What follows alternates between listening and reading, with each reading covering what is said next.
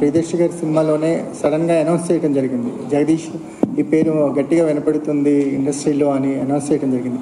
అప్పటి నుంచి ఇప్పుడు రిలీజ్ వరకు ఒక జర్నీ అని ఉంటుంది. డెబ్యూ డైరెక్టర్కి అంటే చాలా రకాలుగా అన్నిటికీ ఎస్ అని చెప్పి పనిచేయాల్సిన అవసరం ఉంటుందని ఇండస్ట్రీలో టాక్. మీ ఎక్స్పీరియన్స్ ఏంటి? మీ మాట పూర్తిగా ఖండిస్తారండి దాన్ని. ఇక్కడ నాకు నో అని చెప్పాల్సి వస్తే అన్డౌటెడ్లీ నో అని చెప్పేవాడు. అసలు అట్లాంటి ఇబ్బంది కానీ ఏం లేదు.